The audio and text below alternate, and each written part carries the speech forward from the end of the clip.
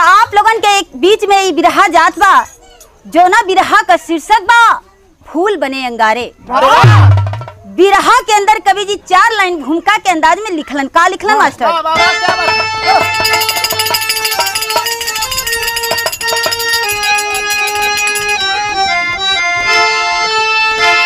अरे लाखों बानी बेटियां गो में जलती, जहर खा के मरती दहेजों के कारण। कोई बन के बेश्या है कोठे पे बैठी, गलत राह धरती दहेजों के कारण। अरे सहन जब न होता है जुर्म जुर्मियों का, अरे तो हुक्कार भरती दहेजों के कारण।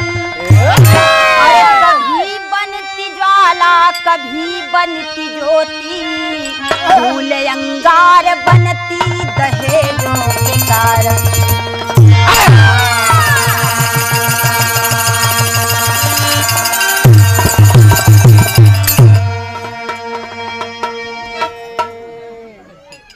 एक लाइन कव्वाली के टुकड़ा लगल मास्टर, तनी बजाए के लाइन तोरे भाग से शांत करावा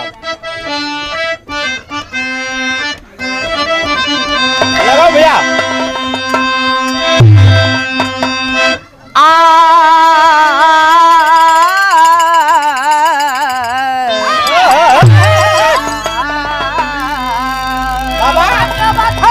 अरे आप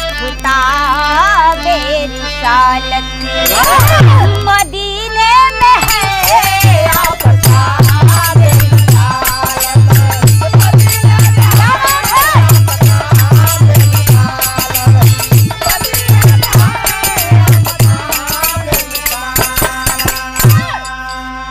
अरे आप ताबे रिसालत मदीने में है, मदीने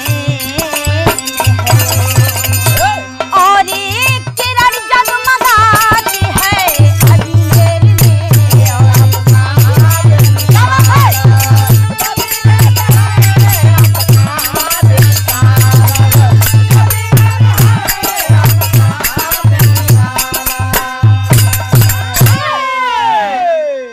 लेकिन गाने के भाव में कवि जी लिखत हवन। का लिखलन मास्टर?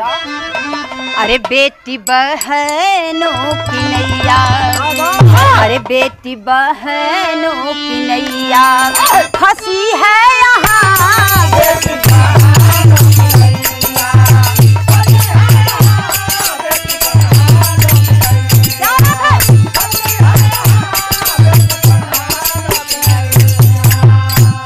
अरे बेटी बहनों की नैया फंसी है यहाँ, फंसी है यहाँ।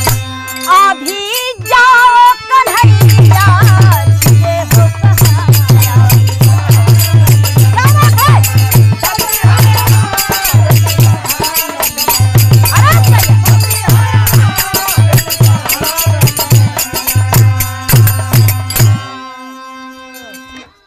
यहाँ से कहानी के शुरुआत लगल। कहानी हो कहाँ के मास्टर?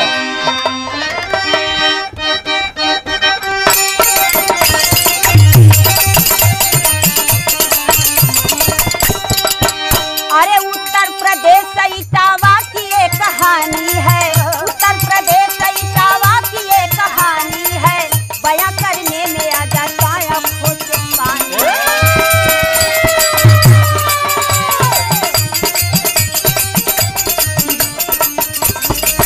रामपुर गांव के करण सिंह जमींदार रहे, रामपुर गांव के करण सिंह जमींदार रहे, रहे अमीर मगर छोटा सा परिवार रहे।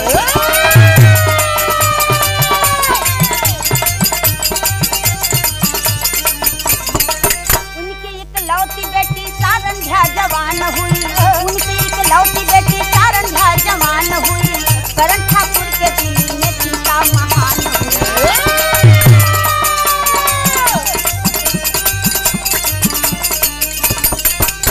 लड़का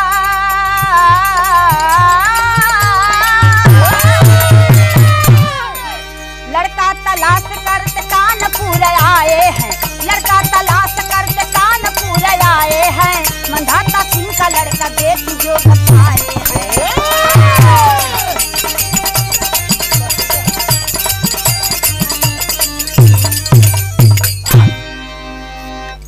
ए बाबूजी कहानी के समझ लीजिए। ये कहानी उत्तर प्रदेश इटावा जिला के अंदर बाबा रामपुर गांव की कहानी बा। हाय। रामपुर गांव में करण सिंह जमींदार रहलन। अरे वाह भगवान धन दौलत तो बड़ा देले रहलन हो भैया, लेकिन गोद में एक ही लड़की रहल। अरे वाह। जौना लड़की का नाम संध्या रहल। अरे वाह। संध्या शादी के जोग हो गई। बाबूजी लड़का खोजे लगलन। ए बाबू लड़का खोजत खोजत कानपुर पहुँचलन मंधाता सिंह के दुआरी पर। जाके मंधाता सिंह के बेटवा अर्जुन सिंह से अपने बिटिया के शादी तय कर दिलन। अरे वाह। 1 लाख रुपया और 40 भरी सोना में शादी तय हो गई। जब शादी तय भइल बा, तिलक के दिन तिलकहरू बन के करण सिंह पहुँच गईलन मंधाता सिंह के दुआरी पर। अरे वाह। आ जब पहुँचलन वो समय भइल का मास्टर एक लाइन गीत लगल। अरे वाह।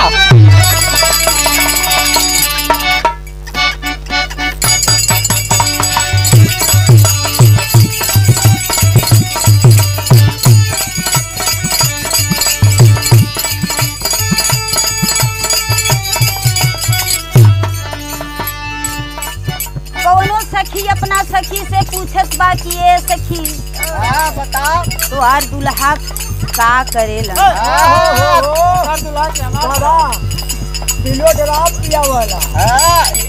देखा उ सखी बतावत बा का कहले बा। अरे सैया मिलल बा ड्राइवर त चलाई गाड़ी हो।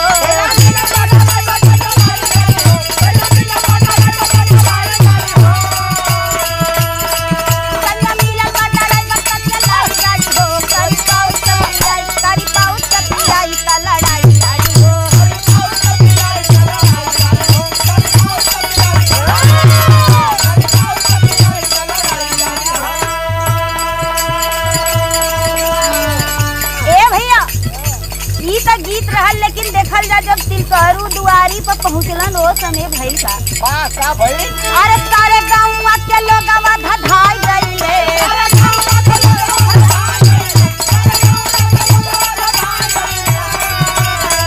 सारे गाँव के लोगवा धधाई गइले। तिलकहरू दुआरिया पर आई गइले। तिलकहरू दुआरिया पर आई गइले।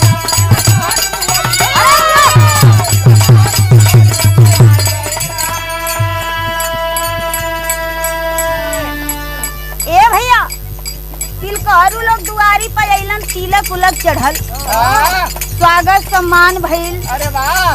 जब स्वागत सम्मान भइल तो वो समय भइल का। अरे वाता जमन रहल तमन तिलक का चढ़ावल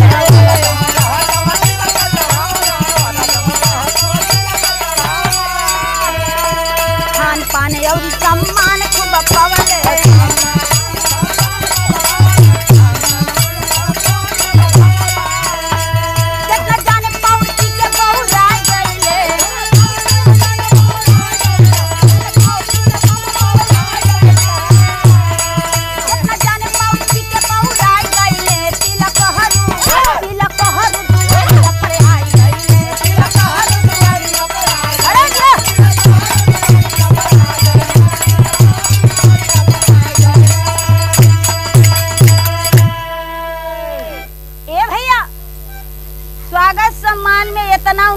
सम्मान भइल कि इतना फूल हो गए ना लोग कि केहू का होश ठेकान ना रहा। देखा ये बाबू सवेर भइल तिलकहरू लोग अपने घरे गइलन। इधर शादी के दिन मंधाता सिंह अपने बेटवा अर्जुन सिंह के बारात सजा के चल देहलन। जब करण सिंह के दुआरी पर पहुँचलन वो समय भइल का माता बहन लोगन जुट के गीत गवनई गावत है लोग। कैसे गावत ही मास्टर तनी बजाएगा।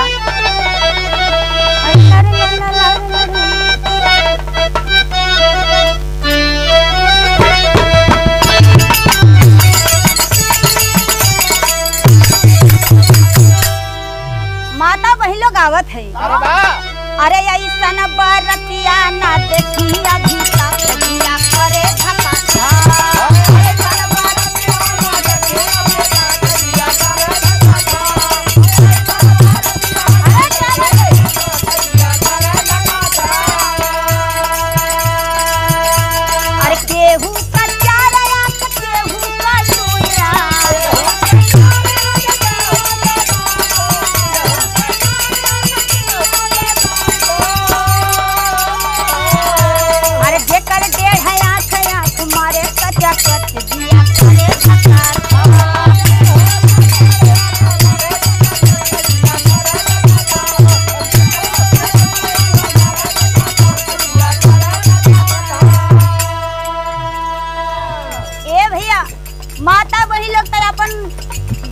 बाड़ी हाँ तौले छोटकी एगो गोल होले हाँ मेहरारून में एगो गोल छोटकी डिस्कोइयावा गोल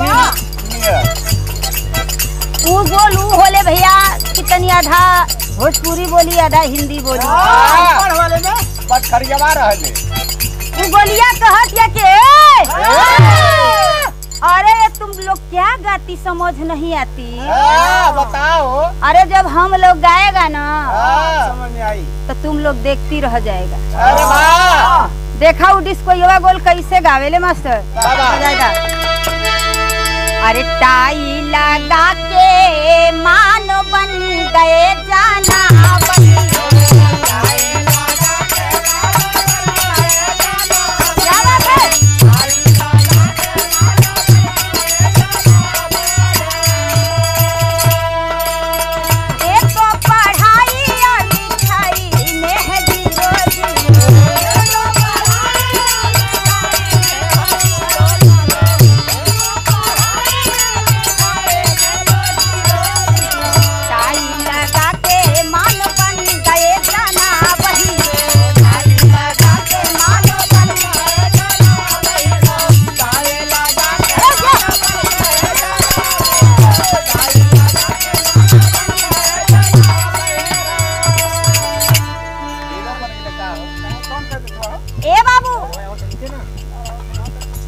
गीत रहल।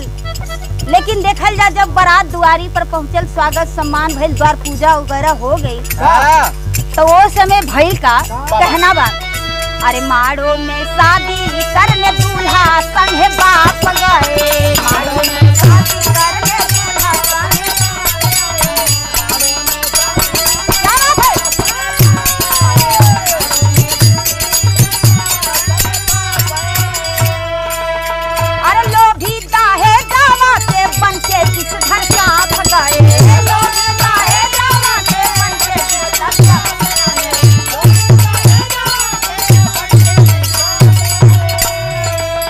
माड़ो में शादी करने दूल्हा संगे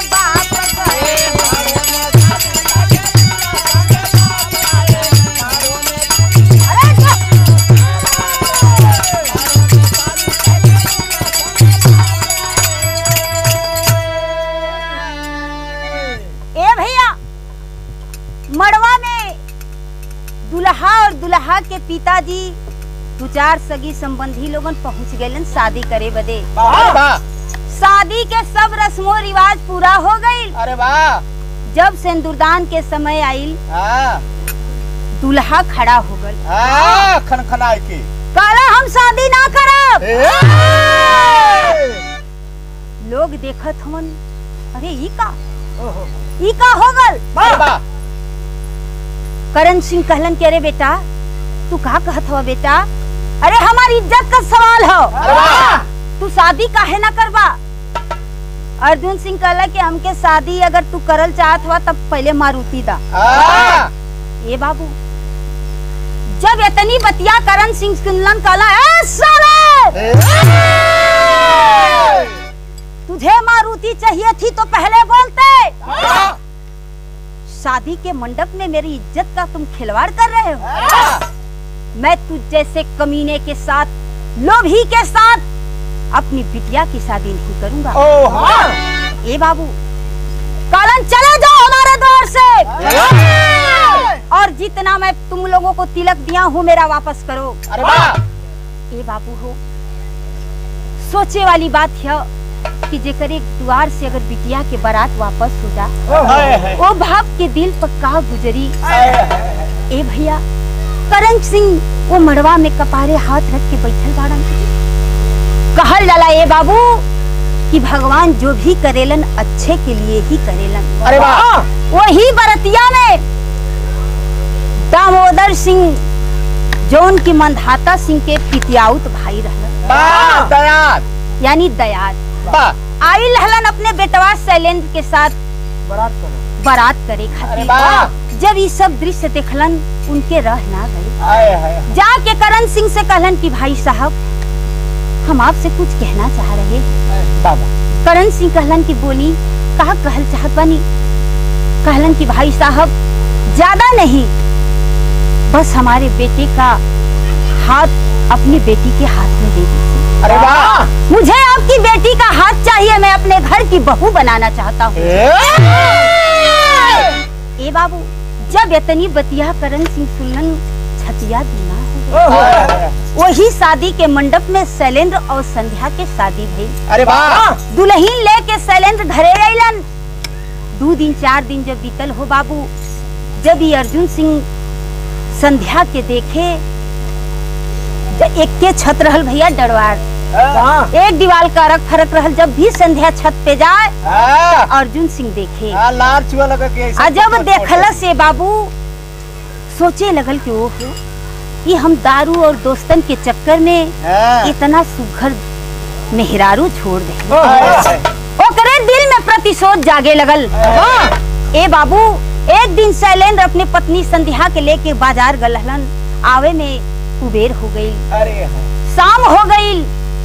एक पता चलल कि शैलेंद्र लेके गलबा, आज बदला चुकाई जरूर। अरे वाह, ए बाबू देखा भाई का विदेशिया के भाव में कभी जी लिखा था।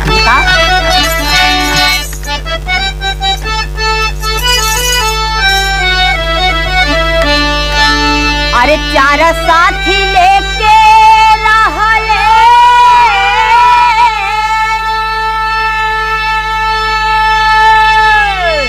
अरे जमुना किनारावा हो।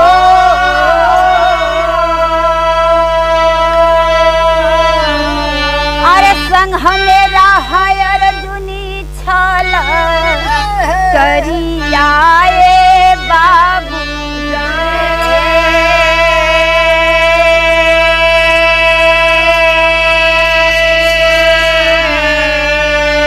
अरे कुलावा के पासा जब पहुँचे दोनों प्राणिया हो।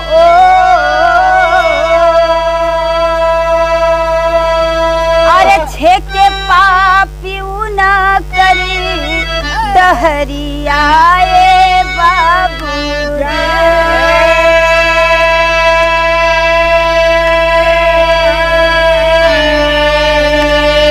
अरे डॉक्टर के सीनावा में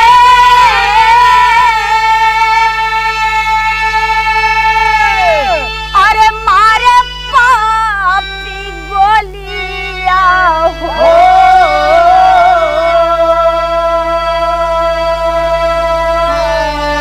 अरे बोटी बोटी करेलन सरियाए बाबू।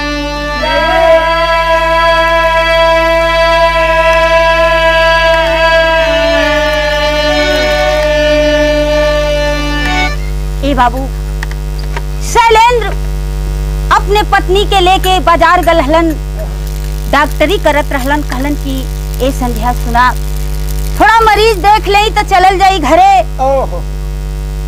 आखिरकार मरीज देखे में ये बाबू रात होखे लगल। इधर ही अपने 4 दोस्तन के लेके अब पुल के पास जाके बैठ गई। सोच लेहल कि यही रास्ता से यहाँ जइहा लोग कहाँ। अरे वाह, ए बाबू हो, तब तक मोटरसाइकिल से शैलेंद्र अपनी पत्नी के लेके वही पुल पर पहुँचलन। जाके 5 रास्ता छेक ले।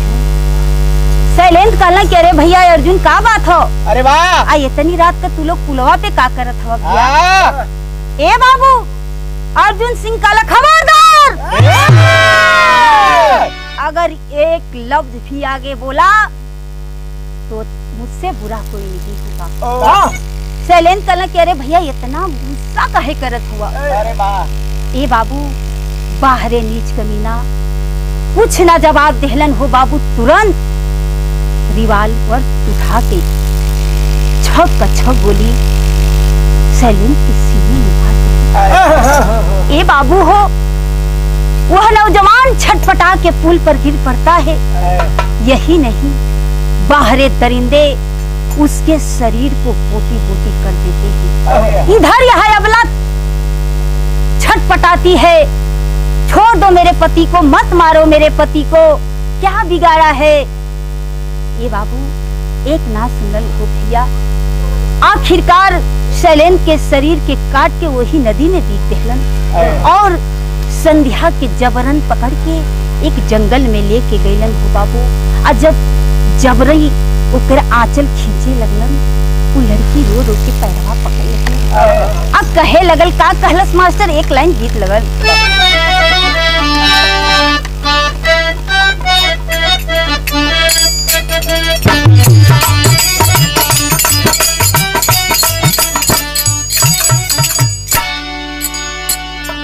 ये हमरे माता बहिन लोगन शादी ब्याह में गावेली, ई पारंपरिक गीत हियो। अरे वाह। अरे छछरा मारवा जनता वल्हारे बाबा हो, छछरा मारवा जनता वल्हारे बाबा हो, लागे सूरज हवा के रोमा हो, छछरा मारवा जनता वल्हारे बाबा हो,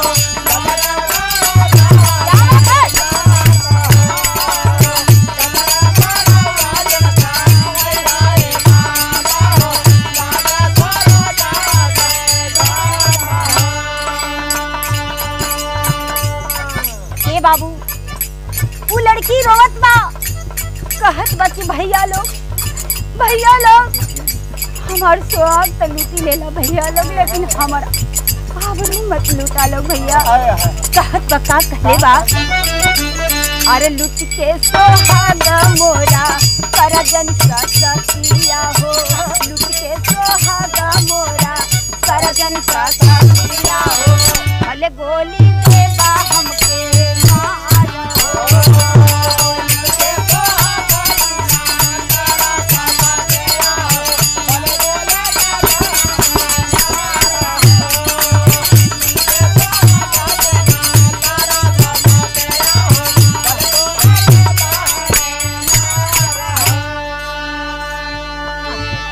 लड़की कहत बा कि भैया हमार आबरू तू लोग लुटल चाहत हवा न भैया, तब पहले हमके जैसे हमरे पति के गोली मरला लोग न भैया, हमहू के गोली मार डालो भैया, ताकि हम ये दुनिया के मुंह दिखावे लायक रही।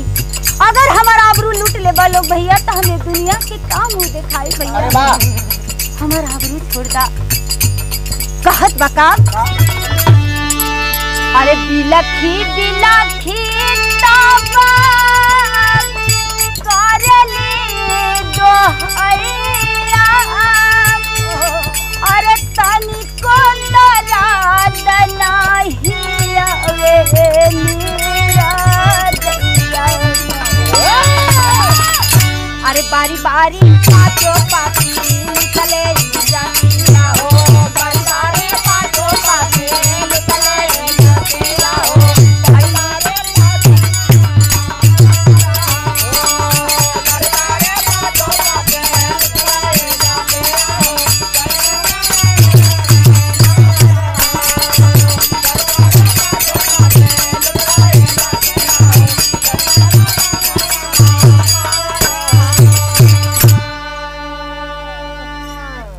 भैया आखिरकार वह हवस के दरिंदे वो भेड़िया उस लड़की की एक भी नहीं सुनते हैं मेरे बाबूजी, और बारी बारी करके उस अबला के इज्जत को तार तार कर देते। भैया हो वह लड़की इस दर्द को, इस पीड़ा को बर्दाश्त नहीं कर पाती, बेहोश हो जाती है, और जब बेहोश हो जाती है वह पांचों पापी सोचते हैं कि ये तो लग रहा है मर गई, उसको मरा हुआ समझकर ले जाकर नदी के किनारे रख देते हैं। अरे वाह।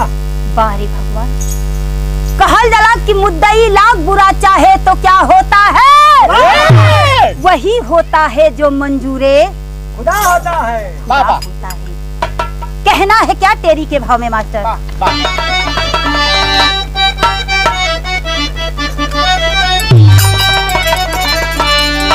अरे अंबर में छाई गम की बदरी,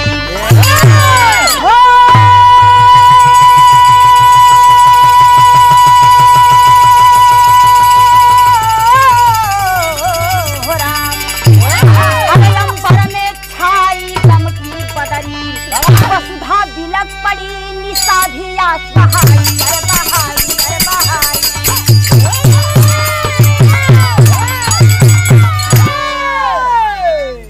वसुधा बिलक पड़ी निशा भी आंस बहाई, अंबर में छाई गम की बदरी। अरे वाह बाबू हो धीरे धीरे रात बीत गई।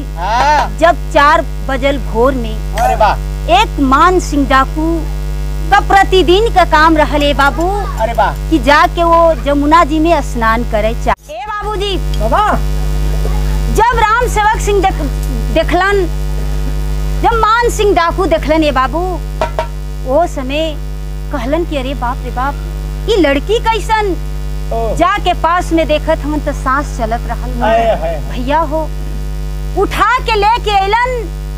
जब इलाज भइल दवा दारू भइल, लड़की होश में आइल बा। आ जब होश में आइल कहलन ए बिटिया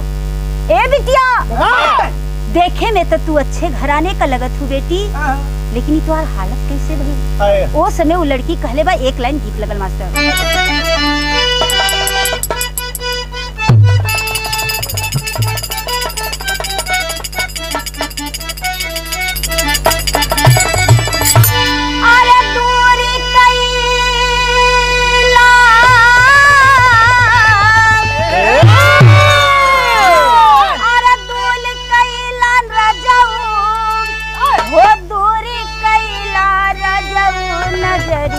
से दूर कैला अरे कैली हम कावना कसूर हो नजरिया से कैला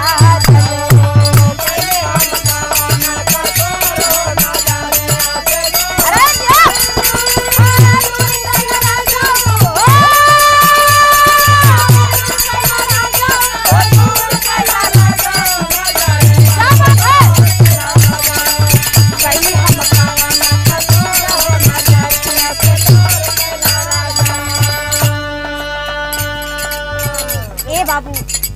वो चले वो लड़की बतावत बा वो मान सिंह डाकू से कहत बका अरे चीरा दे बाबूजी हो चीरा दे बाबूजी करे जवा के चीरा दे बाबूजी। अरे सुनबा जब चीरा के चीरा हो करे जवा के चीरा दे।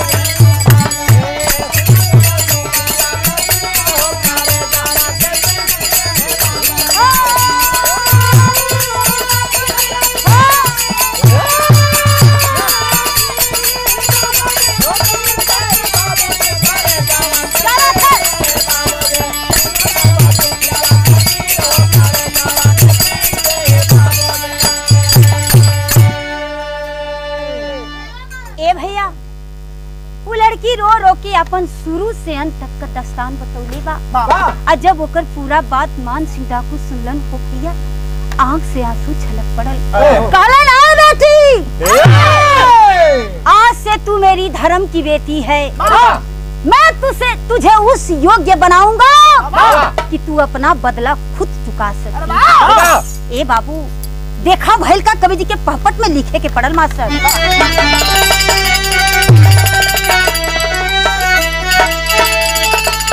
अरे धर्म के बेटी मान वीर बलवानवा बीच बनवा में। अरे धर्म के बेटी मान वीर बलवानवा बीच बनवा में।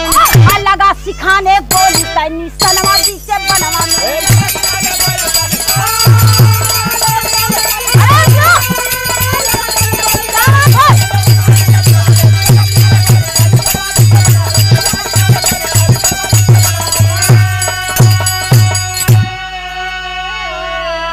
निपुण निशाने में जब भैली सारंध्या छत्रारी हो। चली दमन बैरी का करने बन के झांसी वाली रानी हो। आशीर्वाद दे धरती और गगनवा बीच बनवा में। नजर में नाचे लायर जिन दुश्मनवा बीच बनवा में।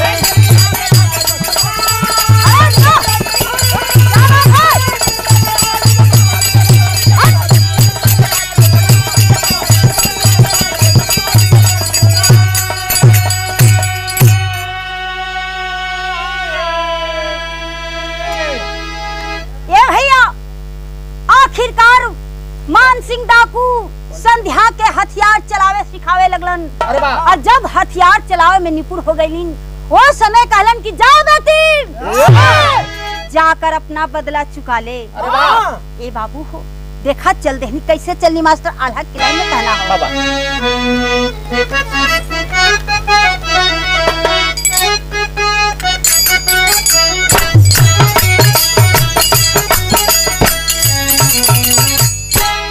अरे चंडी वाला भेसवा अरे चंडी वाला भेसवा नवली महारनिया भैया चाली लेके डाकू वन के बोला बढ़िया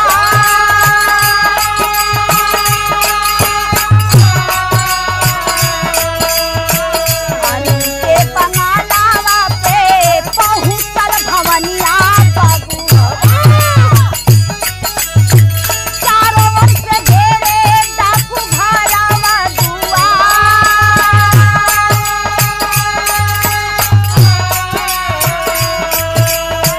वही दिन अर्जुन सिंह के जन्मदिन रहल बाबू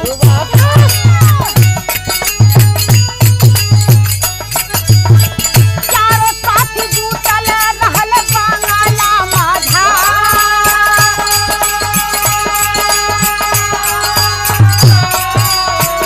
घुस गई बंगाला में जाई के चरिया भैया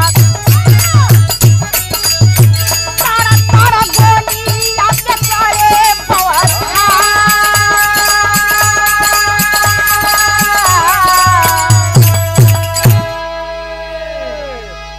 ए बाबू संध्या काला काला वस्त्र पहन लेती है माथे पे तिलक लगाकर घोड़े पे सवार होकर चल देती है साथ में डाकुओं की टोली है। अरे वाह। जाकर अर्जुन के घर को चारों तरफ से घिरवा लेती है। अरे वाह। बारे भगवान संयोग बड़ा मौका से मिले लाई बाबू। अरे वाह। करनी का फल भोगे का समय आ गइल बा। साहित्य के संजोग बाबा। वही दिने अर्जुन सिंह के जन्मदिन रहल। अरे वाह। और वो चारों साथी घरवा में मौजूद रहलन। संध्या आओ देखती है न ताओ घर में घुस जाती है। अरे वाह। और तर तर तर तर गोलियों का बौछार करने लगती है। अर्जुन के चार साथी वहीं पे खत्म हो जाते हैं। ए बाबू अर्जुन सिंह देखता है अवाक रह जाता है पूछता है कि तुम कौन हो। अरे वाह। कहती है कि पहचान मुझे कुत्ते मैं तेरा काल हूँ। कहता है कि साफ बताओ तुम कौन हो। अरे वाह। कहती है कि भूल गया मेरे ही आंखों के सामने मेरे पति को मार दिया मैं रोती रही बिलखती रह गई मेरे आबरू को लूट लिया मुझे भूल गया तू। उस समय अर्जुन कहता है अरे संध्या तू। कहती है हाँ पापी मैं।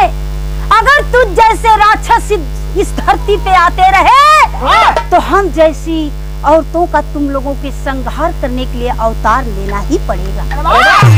ए बाबू इतनी बतिया कह के और संध्या अर्जुन के सीने में गोली मार देती है। और जब गोली मरलस हो भैया अर्जुन सिंह छटपटा के गिरल सीनवा पर गोड़वा रख के कला रे कुत्ता बोल बोल हमरे पति के शरीर के बोटी बोटी कैले रहले कुत्ता। ये बाबू तलवार से उसके शरीर को संध्या बोटी बोटी काट देती है। और जब काटलस हो बाबू वो समय भैल का खड़ी के भाव में कहना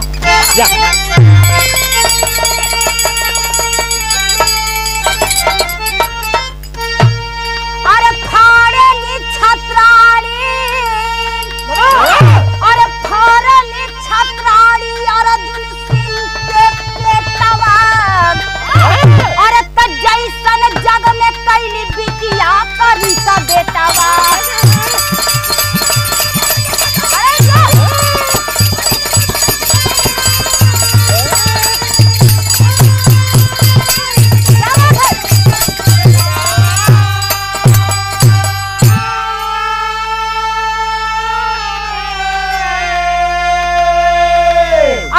अपने सुहाग के बदलवा चुकाई के और आत्मसमर्पण कर दी खनवा में जाई के और वीरता के बांधे छोत्रानी खेतवा और तब जैसन जग में कैली बिटिया करी का बेटा।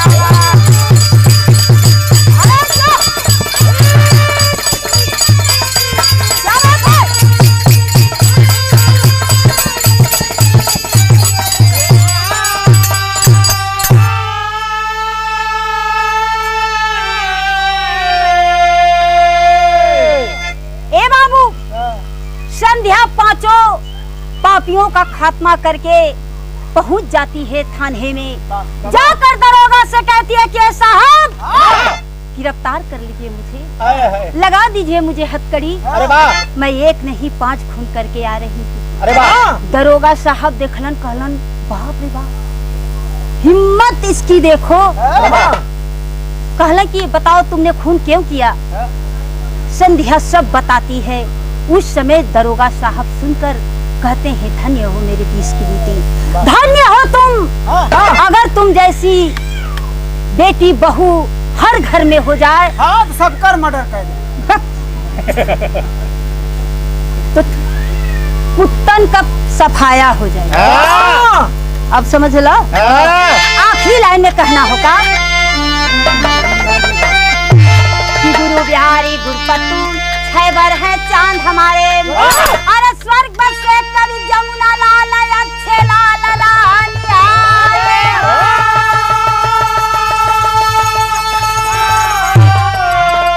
अरे अंबर में छाई गम के बदरी, अरे अंबर में छाई गम के बदरी। अरे मीनू चंद्रभान